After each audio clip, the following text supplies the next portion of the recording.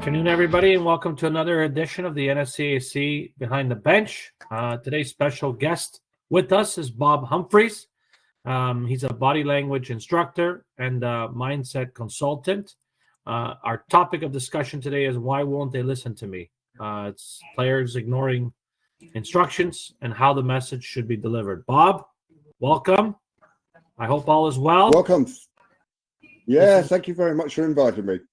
This is a very interesting topic because I think we deal with players and coaches in our organizations all day and every day, and it's a lot of us look for the body language of players when they arrive and the coaches, and how can we create environments and use tools to always keep the body language of everyone as positive as possible. So thank you for coming on.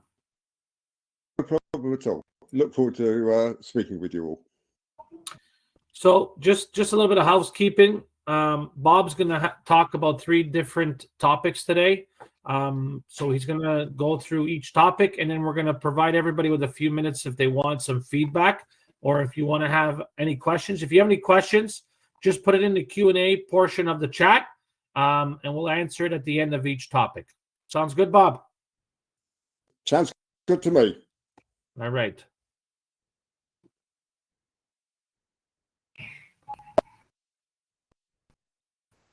Okay.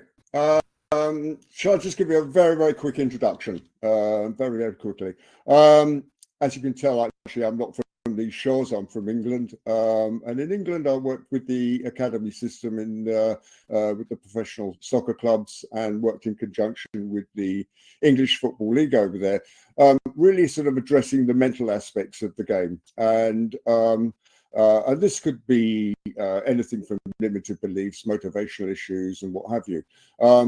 And the interesting thing that came about was a number of coaches that would come up to me and saying, look, Bob, you know, I'm talking to these guys. We're going through the tactics. We've gone through the game plan. And when they get out there, they tend to be doing their own thing, as though they're not listening to me. So they invited me to sit in the locker room and just observe. And the interesting thing, I think, to remember, and it's very easy to forget, you know, once we're presenting or once we're, providing a talk to people, we tend to forget that everybody's got an individual, or they've got their own form of, 1, internal thinking process, but 2, how their own representation of the world, if you like, an internal representational. So they're either very visual, or they're very kinesthetic, or they're very audible. I mean, it's using your 5 senses effectively, which is taste and smell, but predominantly the 3 major ones is visual, audible, and kinesthetic. And it was very interesting because when I was observing in there, and a lot of the coaches I work with tend to be very visual. They use the tactics board, they use the analysis screens and what have you. It was interesting just observing and looking around, and you could see the visual guys were there. They were with the coach. They were taking it all in. The audibles still had the headsets on, and then they're nowhere near it. And the kinesthetics, forget it. They were a million miles away. It's like a red light to a green light, you know. They were still playing with the shin pads, getting the boots correct, and the tactile stuff. So we worked with a couple of coaches, and I said, well, look, the first thing we need to do is introduce this technique. It's a psychological technique called CAV. KAV, which basically means whenever, and this is not just in sport, it can be in life, it could be in business or whatever. Whenever you start the talk, you've got to build an instant rapport or an unconscious rapport with everybody in that audience. And if you don't know what their internal representational system is, or their preferred one, the best way of doing this is to start the talk off, or the pep talk, if you like, in a kinesthetic manner. And that would mean low breathing, you slow your voice down, your cadence will slow down, no visuals, you don't use any visuals at all. You actually do walk around, you prep talk as you're walking, and you use a lot of tactile stuff like, you know, the tap on the shoulder, or whatever, once you understand who are the kinesthetic guys there. Then you move to audible, you move your talk to audible. So you start breathing a little bit higher, more up into the chest, speed up the talk, And then you start moving to visual after that. And with visual, fine, go straight onto the tactics board, go straight onto the analysis screens.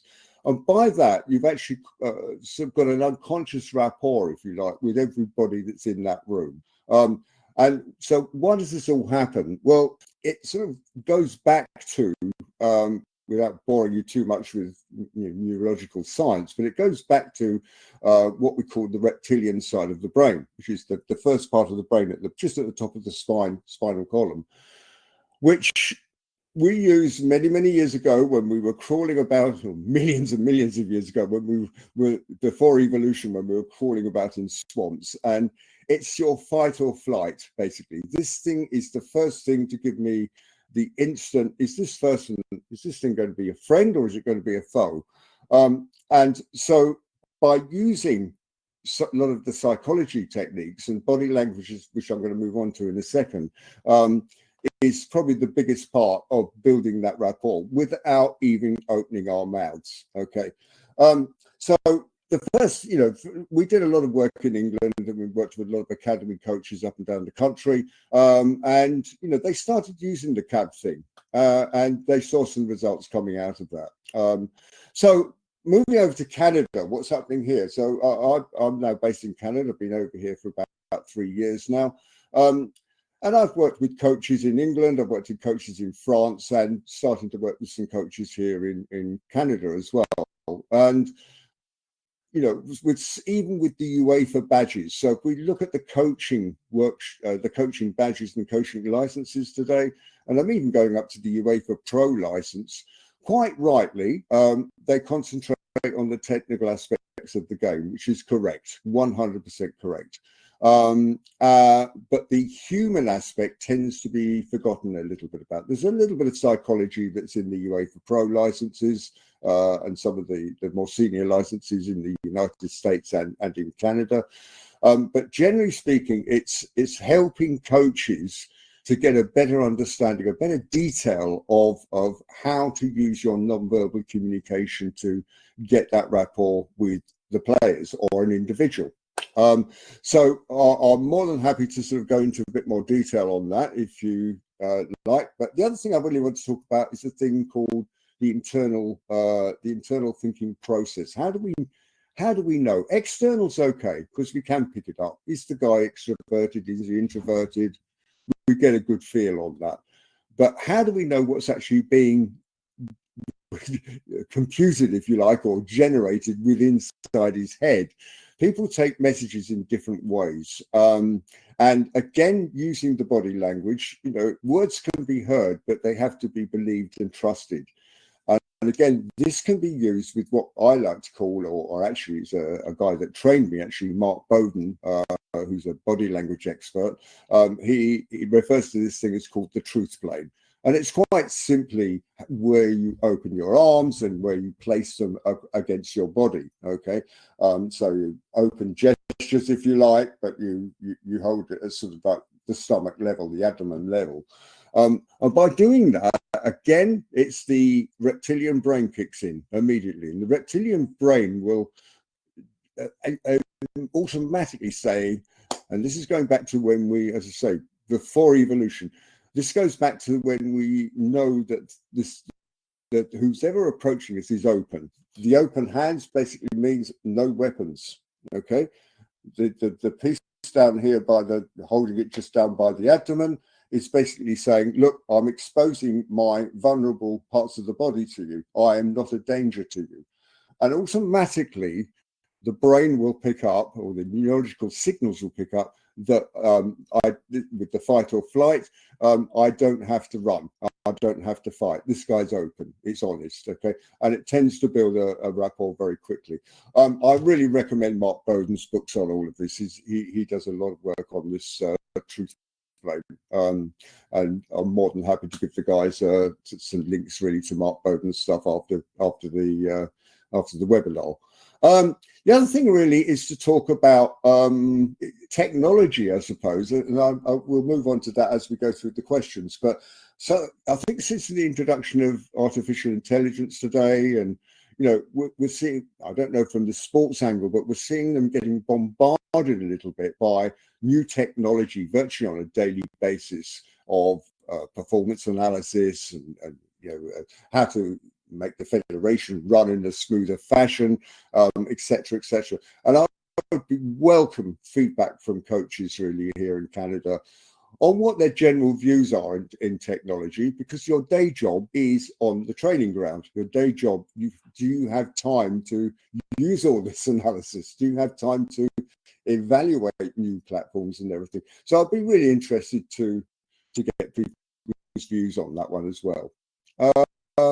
So listen, I'm going to hand back to the guys. I'm open for questions. Body language, really what I'm going to talk about is three main things, which is really thinking about what we call illustrators.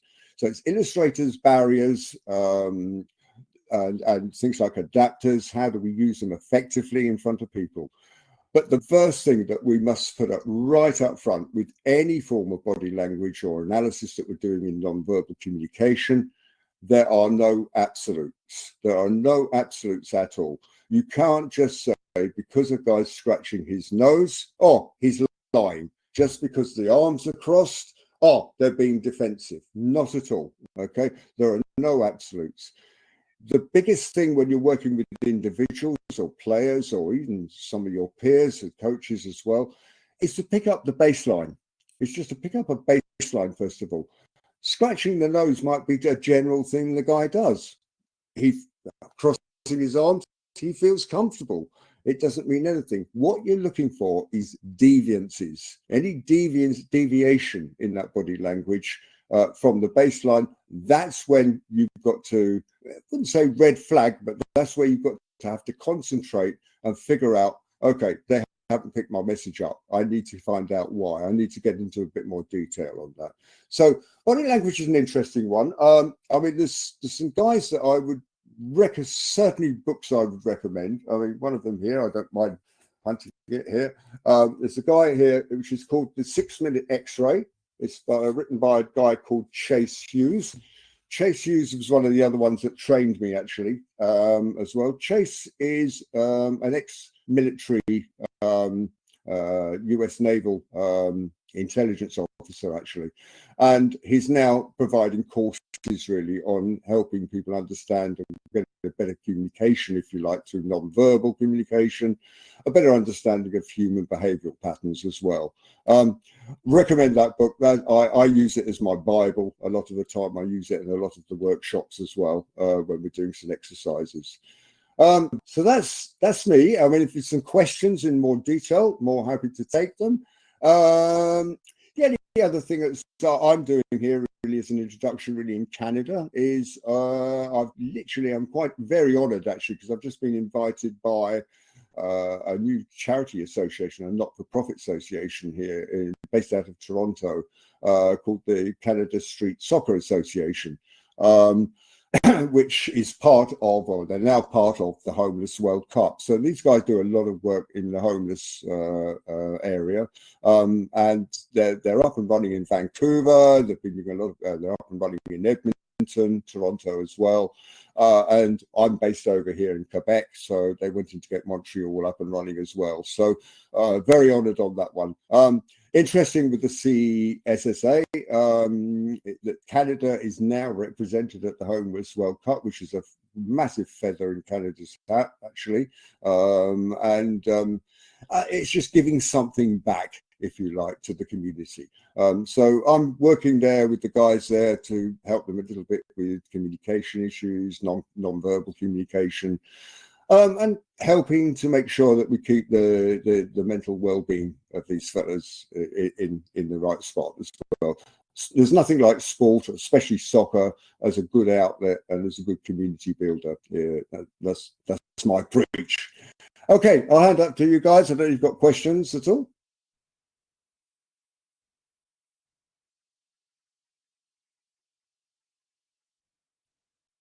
Oh, I think we're on mute. Hear me? I can hear you now. Yeah. Perfect. Sorry about that, Bob. You were talking about kinesiologists, right? Hmm. and trying to understand your audience and your players and trying to get them engaged in your team talk. Do you find that there's different techniques that need to be used when we're dealing with female players and coaches versus male players and coaches? That's a very interesting question. I mean, the short answer is no, because the neurological signals are both the same. With I have dealt with some female coaches and female players actually, and what I found was that the thing, basically, the bottom line is that we have in the whole cognitive area of cognitive behavior, what we have is external behavior, which is quite easy because you can pick it up. Are they very introverted, extroverted? Then we have what's called the internal process. How do they process that information? Are they judges? Are they perceivers? Are they an intuitor? Are they very sensitive? Is it a sensor? And I put together quite a number, and this is general for female and male. I put together a series of psychological questions. There's no right or wrong answers. We used it in England at a couple of the academies over there, and the results were phenomenal, unbelievable. Not just on the pitch, but with building a closer rapport with their coaches as well. These questions, there's no right or wrong answers, but there's aimed at the fact that I can get to understand what that internal thinking process is like, right through the answers. We put it onto the matrix. The result will then go onto my matrix to say to help the coach to say, this is how I would interact with this particular individual. Okay. Now that's female or male. It can be used for both. Okay.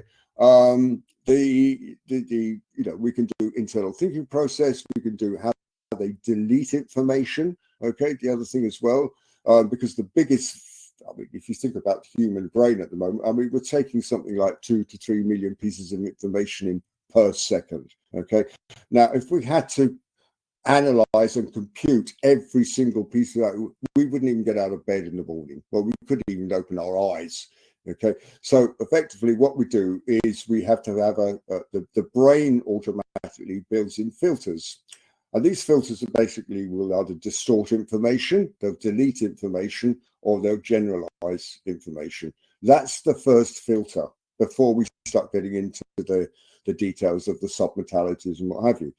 So deleting information is quite simple. I mean, something we just accept, sounds silly, but breathing, opening our eyes, blinking, moving particular muscles around to move my arms around, for example. Don't have to think about it. We just delete this information. Sometimes when we're listening as well, if we're listening to people, words get missed. Okay, because we're listening it or even reading something, words will get missed, especially excuse any French speakers here, but English speakers. With English speakers, we could read a piece of text and we could say, right, I want you to count how many F's there are in that particular sentence, or 2 sentences, what have you. And they will pick out the words like scientific, film, etc., etc. But the F's that get missed will be words like of. Why? Because we just accept it in a sentence. So it gets deleted automatically. Distorting information. Listen, guys, we could go off and watch a match. Okay, we could go off and watch, I don't know, Manchester United. No, not Manchester United. Arsenal. Okay, we go watch Arsenal go and play a match. Okay, we come out of the game. Everybody's seen that game in a different perspective. I might have thought, well, actually, yeah, they only won 1-0, but actually it looked okay. The defense was okay. I was happy with the defense. Whereas somebody else that was with me might think, God, that was a goddamn awful, boring game. Why? Because that's how they want to distort that game. They want to distort the information. Okay. The biggest culprit we have, the biggest filter is generalizing. I mean, guys, you're coaches. You've probably heard this so many times. Oh, we always play badly at that venue. Always, every single time you've gone there, you've played badly. So you have to start chunking down because people will go very high level. and they'll generalize at a very high level. We always play badly in the rain. Really? Always? Every single time? Well, isn't that a good example then that we play the high ball because the pitch is wet? We don't want to play the ball on the ground too much. Okay, but you'll hear this people generalizing all the time. And for coaches, if your players are coming back generalizing, that's the time to what we call chunk down the questions. Chunk it down. Question them. Always? Every single time? We play badly? Then they've got to think about it. They've got to go into the detail. And that's when they'll start coming back. Well, no, we played okay in Toronto, actually, the other season. And we did actually win. Right, okay. Get that representation into your head. Get that visualization into your head. So to answer your question very simply, no, there isn't a difference, okay? Because the human brain is working in exactly the same way as female or male. I hope a long answer for you, but I hope that was okay. No, it's a good answer. Thank you for that. It's a good answer. I just thought because there's times where socially males and female players are not very receptive to some of the feedback that's coming back from a coach or a mentor or a teammate. And I was just wondering if there's keywords we should use, if there's an environment we should create, if we need to treat them differently, or it's just about us understanding the person first in our groups and how to get to them and to create that atmosphere. Yeah, to be honest with you, female or male, okay, the idea is to get a better understanding through their internal thinking process, okay? Male, female, it doesn't matter. They're all going to have a preferred internal representational system. They're either going to be very visual. As you can tell, I'm extremely visual. My talking needs to slow down. My breathing tends to be very high. Pictures mean a lot to me as well. Okay, if I see pictures are going on in my head all the time. So it's understanding what, first of all, what's their preferred internal representational system. Kinesthetics you tend to pick up quite quickly. Okay.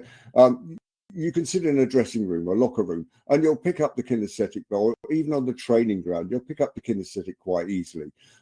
They're normally the quiet ones that I wouldn't say introverted, because they can have kinesthetic extroverts as well. But you'll find that, I suppose for want of a better expression, touchy-feely, okay, very tactile, a little bit slow in the talking, okay. The breathing is coming from way down into the stomach as well. Unless they've been playing a match, obviously, they're going to be out of breath. But generally, you can pick up a kinesthetic very, very quickly.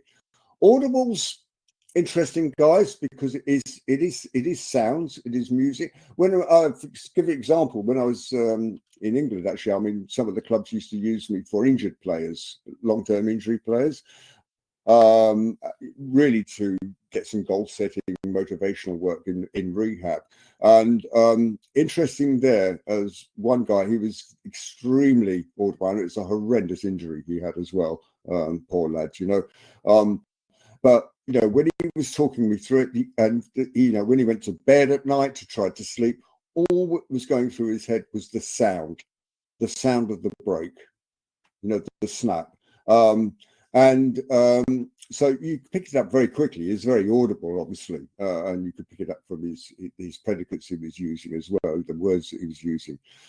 For a coach, it's listening, I think, get them talking and listen to the words that get used, okay, the expressions that get used, because that's going to be the telltale sign, and that will be the sign to tell you, are they visual, are they audible, or are they kinesthetic? Once you've understood that, male or female, exactly the same, then you need to get down into that internal thinking process, and these sets of questions that I'll put together could be answered by male or female, and they're general questions. It could be about a social event as well. It's nothing to, it can be about responding with other team members, etc.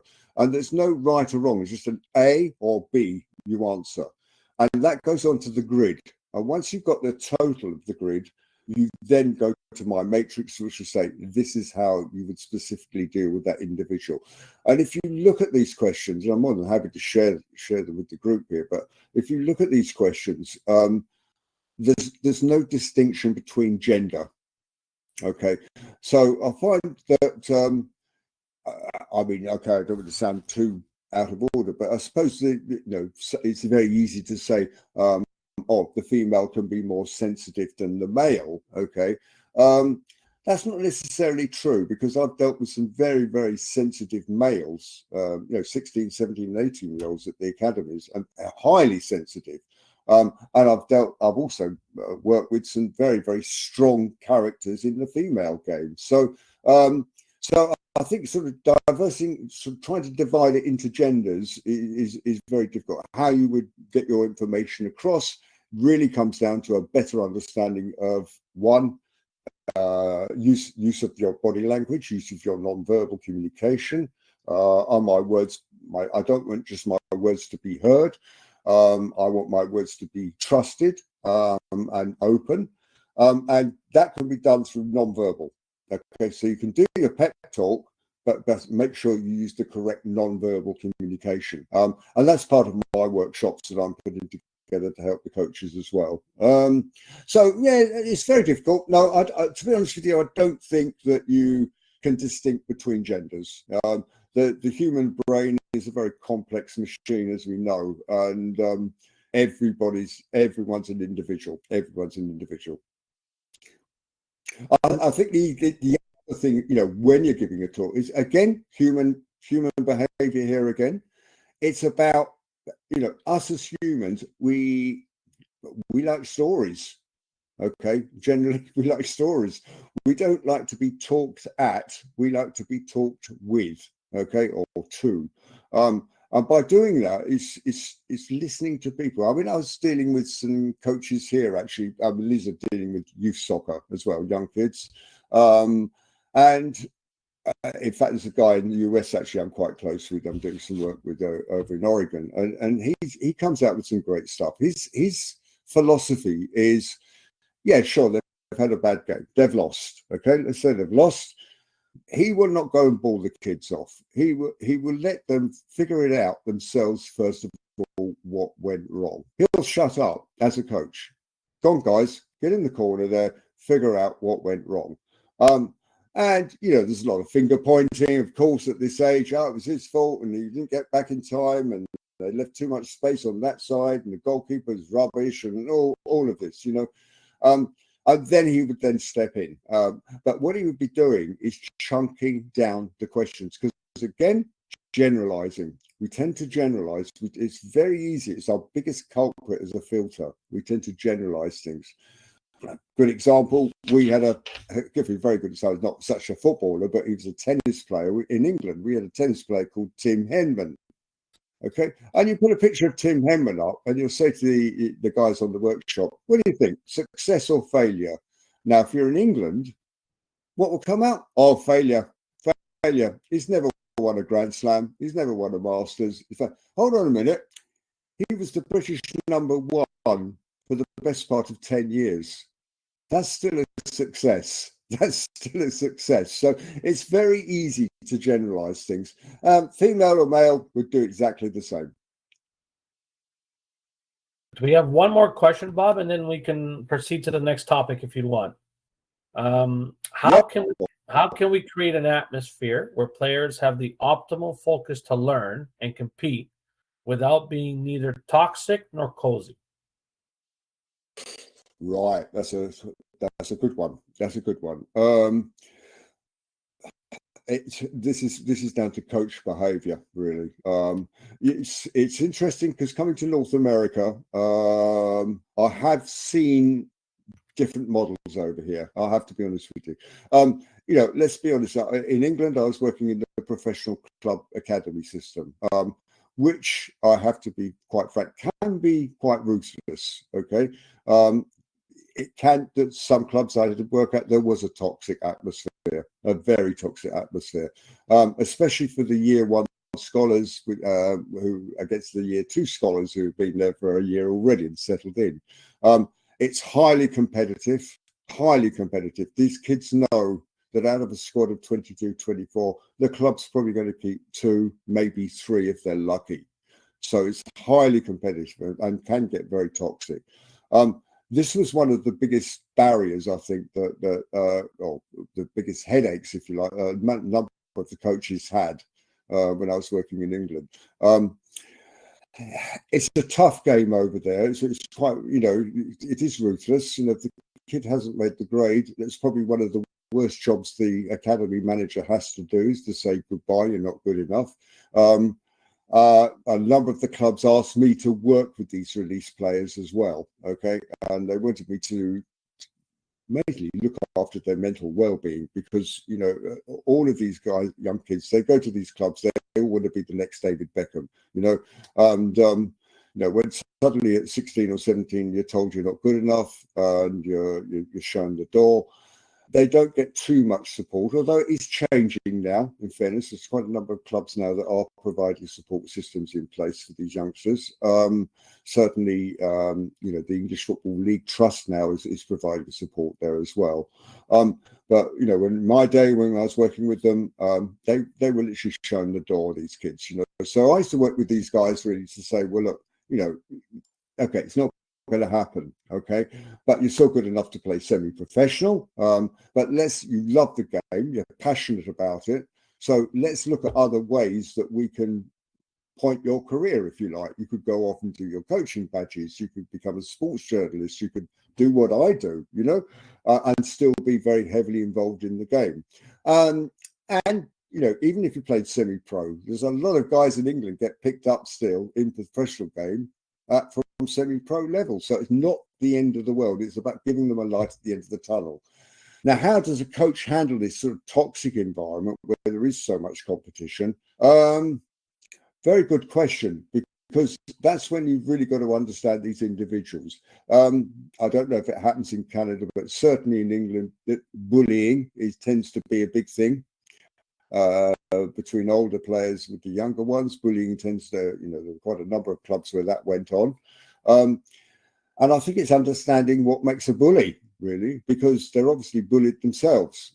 If you look at a bully, I mean, this goes even at school days, if you go back to the kids going to a new school or what have you, the guy that's creating the toxic atmosphere, or the bullying atmosphere, if you like, when you actually analyse it, it's probably being bullied at home, because we're all a product of our childhood at the end of the day, all of us, So it's a good question, that.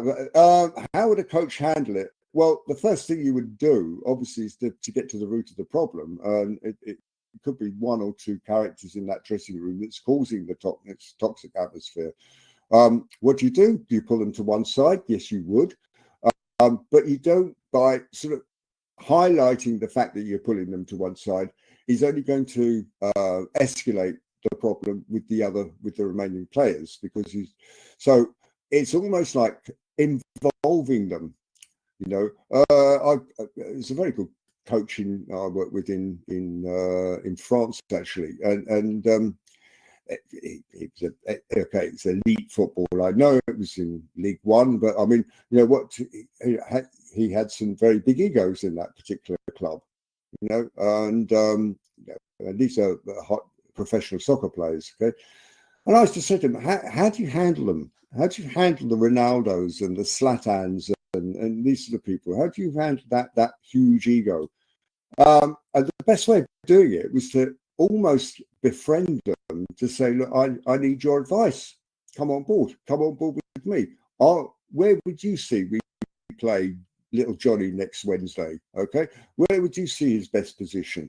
Almost involve them as almost part of the coaching facility, if you like. And by doing that, the toxic tends to disappear. Why? Because you're involving them in the decision-making process.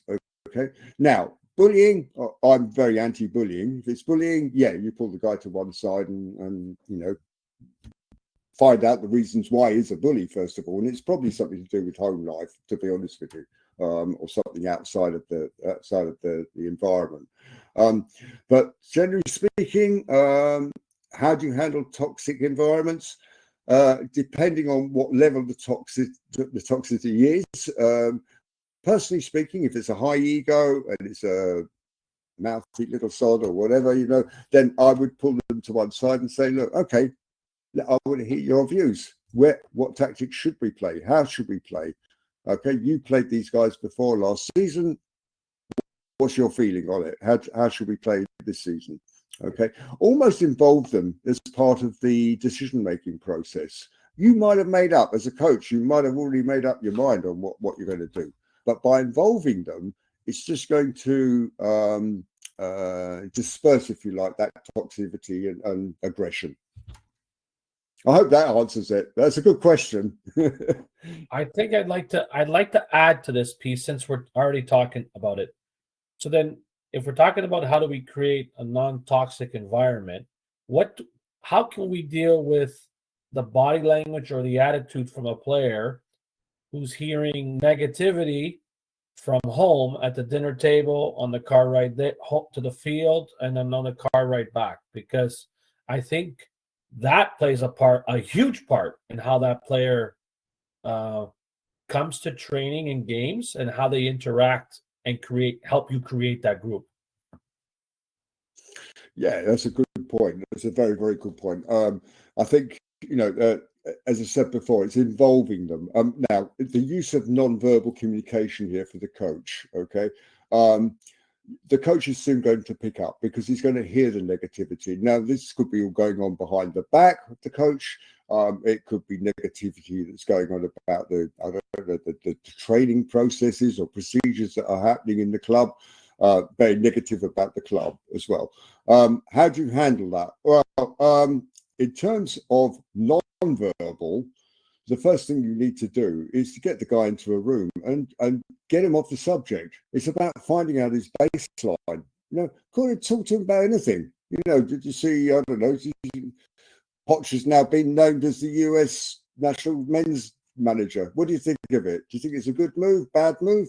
What do you think of the World Cup 2026? How do you think it's going to go? Just general stuff to get the baseline, okay? And for the coach, this is when you don't look. You have to teach yourself to observe. So you're observing, okay, and this is part of the workshops, but you observe things like micro expressions. You're observing the state of the mouth, the tongue, the lips, okay, the eye movements. And once you've got that baseline clocked, then you think, right, I can either mirror and match him. By mirror and matching him with exactly that, you're sitting there like that now. If I did this, subtly, okay, you're going to pick up, the unconscious will pick up this rapport, okay? Now, the thing to do is you want to get the guy uncomfortable, okay? Because you want to see the change in that body language. It's about diversion. It's about the deviation, if you like, from the baseline. So you've got him nice and high. You've clocked the baseline. You know that he sits there. You know that he scratches his head like this. You know that he crosses his arms when he's in a relaxed environment, okay? Then you talk to him, okay, so what's happening in the dressing room? What's going on between you and Freddie over there? What's happening here? Why are we getting this negative feedback on the training sessions? That's when you're going to see a change in the body language. And that's when you're going to see, the arms might be crossed now. He might start putting barriers up, okay? Defensive barriers. You're not looking at the arms, you're looking at the fingers. That's the thing. You'll be looking at the fingers, okay? The fingers tighten up, there's tension, there's stress happening, there's anxiety happening. Watch the blink rate, because the blink rate will go sky high, okay? What from the baseline? The blink rate will change. The mouth will start drying, okay? The mucus starts drying up, okay? You get a lot of lip licking happening, okay? Or what we call mouth washing with the tongue, okay? Why? Human nature. We start getting into fight or flight, okay? That stress, anxiety picks up. the mucus will start drying up, okay? And the blink rates will just go crazy. That's when you know things are wrong. So how do you address it, okay? Right. That's when you would start drilling down. You would drill down because you think, right, I've hit a sore point here. There's a red flag. The blink rate's going crazy. The lips are drying up. The mouth is drying up. Okay. He's starting to shift around in the chair, if you like. Okay. You get the half smile, the asynchronous, it's sort of halfway like this, and it's not symmetrical. It's very asymmetrical face. You know that there's some issues happening. So that's when you can then start drilling down to the questions. Okay, so give me an example. What's happened between you and Freddie over the last 4 or 5 weeks? I've seen a change. I've seen a change in the attitude. I've seen a change in the dressing room. And you, oh, well, nothing, coach. No, we're okay. We're okay. Again, look at that. Look out for those micro expressions on the nothing, coach. We're okay. You're going to see the blink rate going sky high. You're going to see the mouth going crazy. You're going to see movement in the shoulders, the neck, everywhere. Okay. So you drill down again. So now, come on. I want to get to the bottom of this issue. What is happening? What is going wrong? I know there's a problem in there. Let's get the thing addressed because it's about the team. It's not about the individuals. Do you want to win competitions this season? Well, yeah, coach, of course I do. Right. Okay. We have to do that as a team, not individuals. Soccer is a team game. Okay.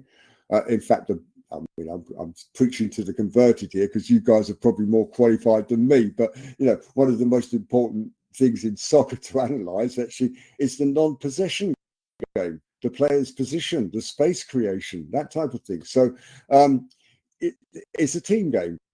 So you'd start just for a coach, it's about drilling down and drilling down and drilling down. If the baseline doesn't change, okay, and his baseline, and you're drilling these questions down to him, and his baseline's still the same, there's not an issue. There's no issue there. He'll probably go and see Freddie and say, look, we've been a couple of idiots, let's just shake hands and, you know, go, if they're old enough, go and have a beer and we'll call it a day, you know. But generally speaking, it's about understand from a non-verbal communication, without even opening your mouth, it's about keep the guy relaxed, first of all. A general conversation. Talk about, you know, what he loves, which is football. He's passionate, soccer. He's passionate about soccer. So talk about, I don't know, did you see the MLS game the other week? Did you see the Premier League matches on there? What did you think of the Euros? By the way, I don't like talking about the Euros too much, actually. The final wasn't that great. We'll keep off that. Straight that one off. Okay. We don't want to change your body language by having this conversation. Exactly. I'll start talking Spanish. Okay. But no, it's about just getting the baseline. That's the most important about non-verbal communication, is understanding somebody's baseline when they're in a relaxed environment or a relaxed situation. And then when you start, okay, what is happening in this dressing room? Why is this toxic environment? What's going on? What happened last week between you two? I need to know, okay? And of course, that, you know, they're not going to spill the beans. They're going to, well, nothing, coach. No, we're okay. We're all right. There's nothing wrong. Nothing to worry about. You know. But what the coach is going to look out for is the difference in the micro, any kind of deviation from that baseline, and that's when you know you're going to have to start drilling down. And quite rightly, it could be problems at home. Okay. Again, this is where our generalization comes in. You know, there's some very good examples, even in the professional game. Okay. If we look at the professional game, I mean, there was, what's the guy's name? The Argentinian player. D'Angelo. Is it? Yeah. No, Di Maria. Angelo Di Maria. Di Maria. Very good example. Okay. Went to Manchester United. They paid a fortune for the guy. Okay. Didn't deliver for a season. I mean, it was, the performances had really dropped off. He left after a season, went to Paris Saint-Germain. Performances went up. What Manchester United got to realise, and they probably did because the player liaison people probably did pick it up, was the family. It was home. It was nothing to do with the club. It was nothing to do with the manager at the time. It was nothing to do with the training processes or the training grounds or anything like that. It was the family. The wife couldn't settle. His wife couldn't settle in Manchester. The house had been burgled 3 times with her in the house. The kids couldn't settle in school. They couldn't get their head around the English language.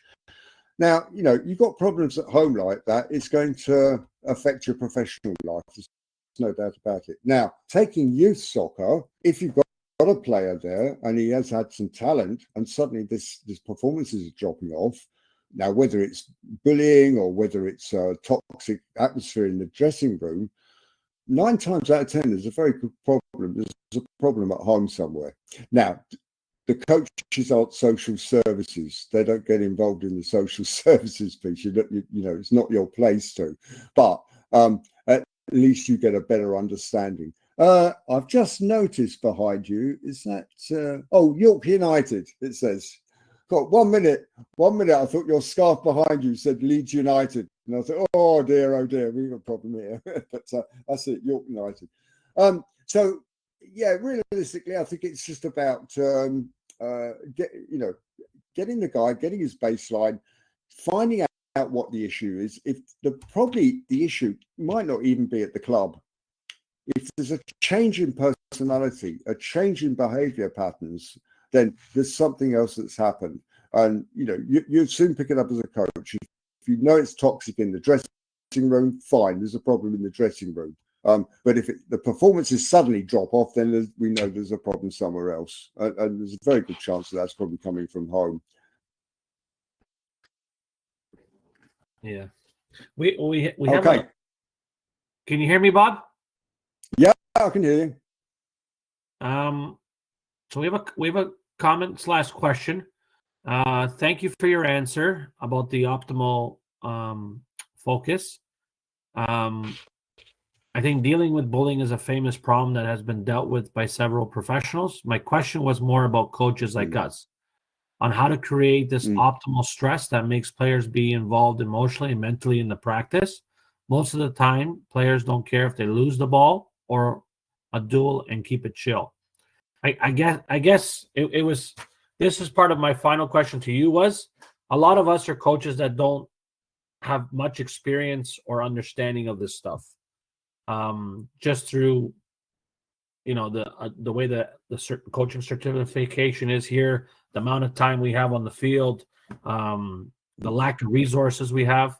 So I guess is how do coaches like us start to understand this better, body language, and 2, how do we create an environment where we can get the most out of the players emotionally and physically? And we know we're not going to always make them love each other and create this lovey-dovey attitude environment, but how do we allow them to at least respect each other when they come there? Because at the end of the day, they're a team. They have to figure out how to work together for the common goal. Yep. Good idea. So I think you're right. I mean, you know, I hats off to you guys here in Canada, actually, because I know, you know, with the coaching system here, you know, it's, you know, a lot of it at youth level is voluntary as well, you know, so a lot of people are putting a lot of time and effort into this, which I, you know, salute them for. And it's why? Because they're passionate about the game, you know, and they want their players to be passionate about the game as well. And I think that, you know, to answer your first part of the question, how do you create an environment, a positive environment? That is the coach's job. Okay, I would say you've got to create this environment, or certainly a safe environment, if you like, especially for the younger ones. It's got to be a safeguarding, a safe environment for them. It's about how to communicate in a fashion where they believe you, where they trust you. Okay, and that really is literally down to how you use your body language. Okay. I have, you know, stomping, bawling and shouting and video boards and all of this is fine. It has its place, don't be wrong. But at the same time, you're going to create an immediate barrier with the playing staff, with the playing, okay? So, you don't want to create a lovey-dovey environment. Of course you don't, because it's a competitive game. You want to get results as well. Okay. What you've got to do is get them to believe you about the positivity. Okay. And by creating a positive environment in that dressing room, is going to filter through to all the visual guys, all the kinesthetics, and all the audibles. Okay. And it whether they're introverted or extroverted, it doesn't matter. Okay. Personally speaking, the good guys to work with for a coach to get a positive environment in a dressing room, believe it or not, actually, is the introverted guys.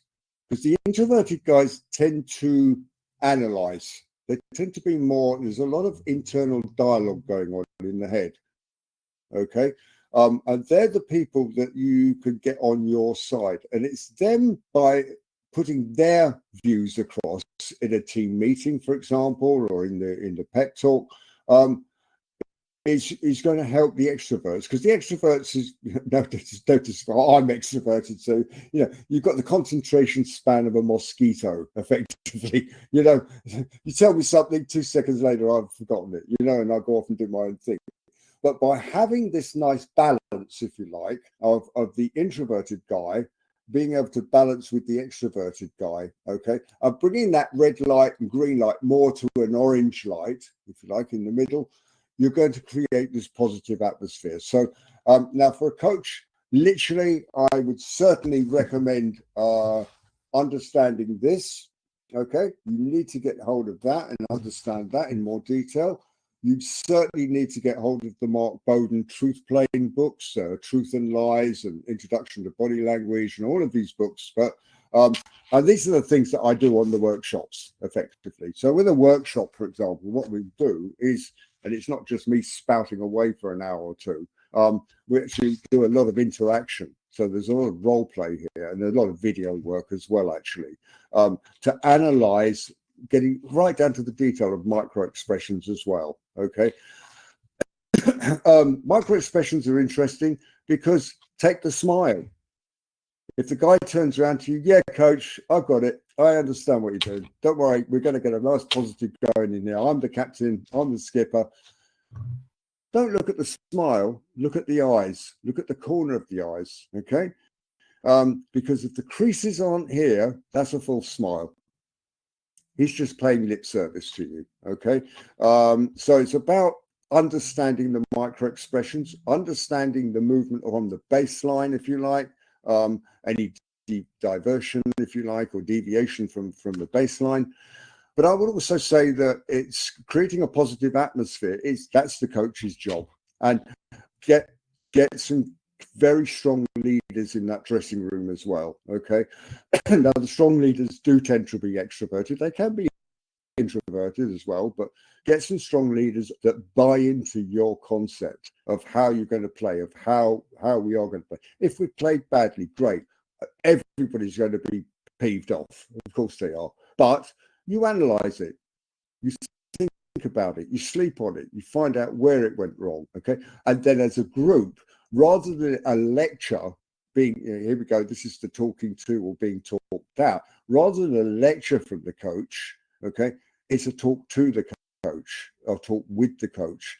Where did it go wrong, guys? Where do you see it went wrong? Now, I don't know if you've got video screen analysis or whatever. Probably some smaller clubs haven't, okay? But they know they played badly. Let them tell you where they think they played badly. And that's what you could work on in the training. Right, guys, that's what we're going to work on Tuesday evening and Thursday evening, okay? Everybody buy into that. Everybody accept it. It's very easy, but again, it's I think for a coach, it's understanding how this whole complex matter of our neurological system works, and that's the thing. Once we get a better understanding, and listen, I'm not a neurological scientist at all, okay? But what I do understand is looking at people's micro expressions, looking at deviation from baselines, picking up people's baselines. I know when people are beginning to switch off, okay? Eye movements, etc. So that's the thing. That's the thing. Use your body language. Use the truth plane. I highly recommend the truth plane, because by giving a talk or giving some instructions, they're all going to believe it. So how important do you play a role? How important does it play a role then in creating team building activities, these kind of role playing things, or even doing something fun right before the training session, just to get them engaged and just to continue to create that positive environment? Yeah, I think so. Listen, well, results on the field help, of course. You know, when you get results on the field, obviously it does create generally a positive environment. But I think, you know, it's for the coach. You soon know. You soon know out of the guys you've got in there. Okay, you know the ones that are with you. You know the ones that are very positive about any particular change. The other thing as well is you've got to be aware as a coach is that and the players have got to buy into this as well. They've got to have such a strong rapport with that coach that if you told a centre forward, by the way, you're playing centre back next week, they wouldn't question it. They wouldn't question it at all. Okay, and that, how does the coach get that positivity, and how does he get that? It's just literally through in your unconscious rapport. By turning around and saying, yeah, they might question, are you sure, coach? You know, you really want me to play centre back? Yeah, I want you to play centre back next week. Okay, and we're going to do that through the training in the week. Now, I mean, Mourinho was an interesting one. In fact, it was Mourinho actually at the first Spurs to get into all of this stuff. Mourinho was an interesting character because he plays. He likes psychology. He loves the psychology game. And during his heyday or his good days at Chelsea, his first stint at Chelsea, they wouldn't question him. I mean, if he turned around to John Terry at the time and said, "John, I want you to play central midfield this week," they wouldn't question him. Why? Because he'd built so much trust and openness with that squad at the time. So creating positivity, get your players to do it. You're soon going to know in your team who are the ones that are on your side and with you. Okay. I wouldn't expect youngsters, you know, to be able to get into the detail of mirroring and matching and understanding micro expressions and understanding, you know, neurological science and how we do with filters and things like that. But get them as allies. The coach should be using these leaders in the dressing room as allies. And once you've got good leaders in that dressing room, they're going to follow you. They're going to follow the coach, and the others will follow. Okay. Listen, we're human beings. We're animals. Okay. We're social animals. Okay. We don't like being left out on our own. Okay. And this is the thing for a coach to keep an eye out on, because if you see a particular player that's not getting involved or is being left out by the other team members, okay, think how that feels yourself, okay? You know, there's been many occasions, you know, where you've been dropped out of something or people stop calling or whatever. And it's, you know, we're part of a tribe at the end of the day. You know, we're human animals. We love to be part of a tribe, a social tribe. So it's about encouraging the ones that are being left out on the side. It's about encouraging the others to accept him to come in. Now, there might be fight or flight kicking on. There could be some fight or flight kicking in with that reptilian brain with the guys, you know, who is this new player we just brought in? Why is he just sitting in the corner by himself? Why isn't he saying anything? You know, yeah, he's a good player, but he doesn't communicate with us. Why doesn't he get together after the game with all of us, you know? And that's the thing. You've got to try and get them. Who's at fault here? It's not the guy that's on the outside. He's desperate to get in the inside. He is desperate to get into that tribe, okay? It's the tribe who are pushing him out. And that's where the tribe's really got to come together and pull the guys in. And then by that, you're going to get a positive environment. There's no doubt about it. So, yeah, it's not just the coach, it's your players as well. I've got to create it. Now, you know, communicating that to youngsters, very difficult, because you don't want to start getting into the neuroscience stuff. But they're no idiots. Even kids, they know human evolution. They know where we all came from. And that part of the brain still exists, and it's still very strong indeed today. So, yeah, it's a good question. It's about being a member of the tribe, and that's it. Well, I think we're up for time, Bob. Anything you want to wrap up with? No, the only thing really just to finish off with is at some point, I mean, the guys can email it to you or send you messages, but it's about technology, because I do get a little concerned about some of the technology that's being produced today in certainly in soccer. I mean, we're seeing a lot more, analysis coming in. We're seeing a lot more performance analysis. And I just really want to get a feel, really, from a coach's or a club's point of view or a federation's point of view on what really do they need? Okay, elite clubs, of course, you need performance analysis. You need VO cameras and all of this type of thing to go through the analysis and post-match analysis. But for some of your coaches in Canada, if they're running some of the smaller leagues, do they need all of this stuff? Would it be a better idea just to have it on to film it on a mobile phone, for example, and then run it through on a screen with the kids later? I would imagine probably one of the areas I can see technology being useful, especially in the smaller leagues, is probably for registration. Registering players and keeping an eye and tracking the player as well.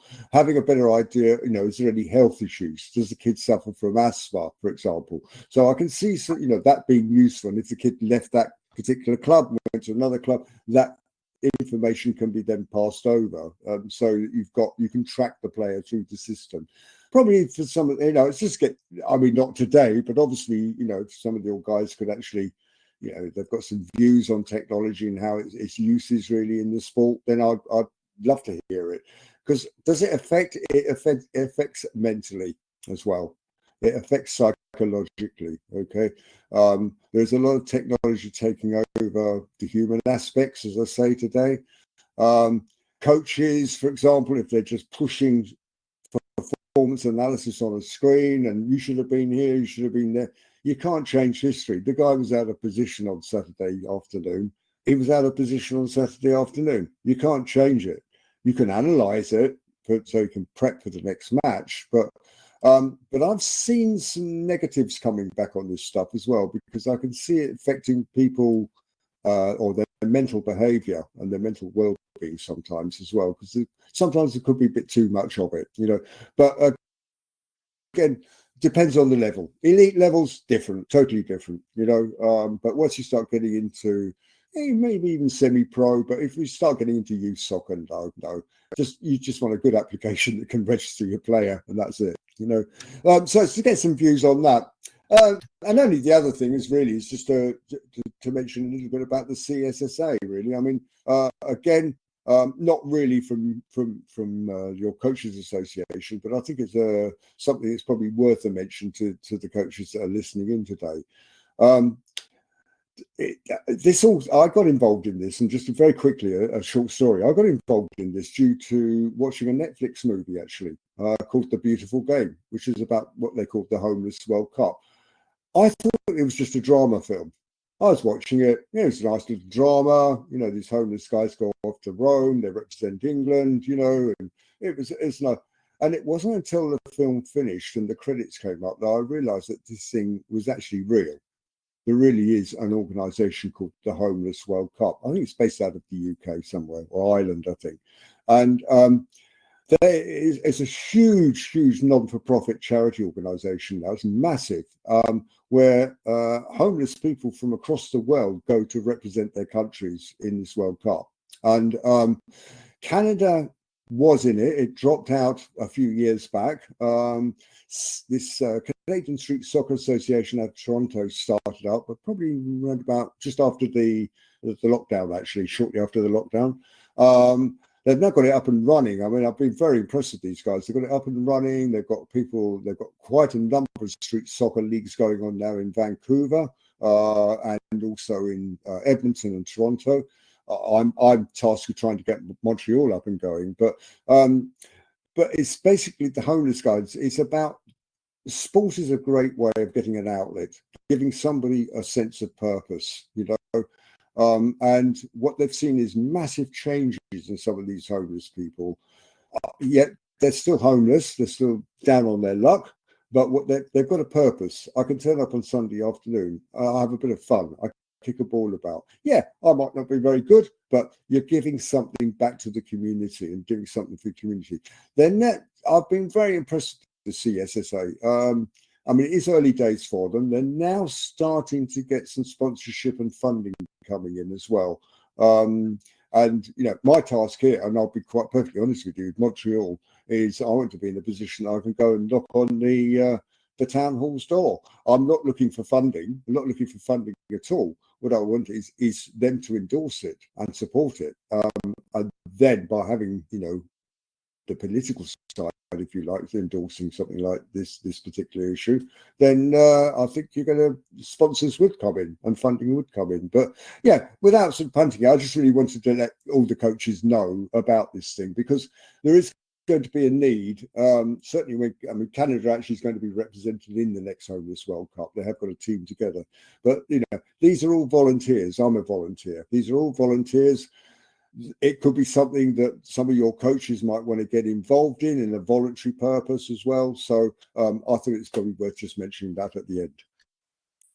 Thank you for mentioning me. There you go. Bob, thank you very much. It was a pleasure, and I thoroughly enjoyed our presentation and our discussion today. Yeah, no problem at all. And I say we've got the workshop. Just to let you know, I'm talking with. There's a couple of the provincial federations now, certainly British Columbia now actually is one, who asked for proposals for additional workshops to their coach education programs as well. Also spoken with the guys over at Soccer Canada as well. So, and then mulling it over to see if they could pitch it into some of their coach education courses as well. So, but yeah, it's good. I mean, it's a very complex and interesting subject. I mean, I got involved really with Bowden and Chase Hughes. You know, once I started looking at this stuff and you start getting into the detail, I mean, our psychology stuff touches on it a little bit, but once you start getting into this detail, the human brain is a very complex piece of machinery, and us humans are very complex animals as well. And it's how we interact is the big thing, and we can do a lot of it. Remember, 60% of our communication, I like to say 60% of our communication is non-verbal. 40% is our voice and our vocal, our tone of voice as well. Going back to toxic environments, you know, remember that 40%, okay? It's about the vocal piece, not the voice, okay, or the verbal. Verbal's easy, that's words, okay, which is a very small percentage. It's how we deliver it in terms of the tone, the cadence, and the speed, etc. So that's my bit. There we go, guys. I'm going to shut up now. Listen, I hope it's been of interest to everybody. Listen, many thanks for giving me the opportunity to contribute today. I really enjoyed it. Thank you very much, Bob, and we'll be in touch. Okay, lovely. Bye. Take care. All the best, guys.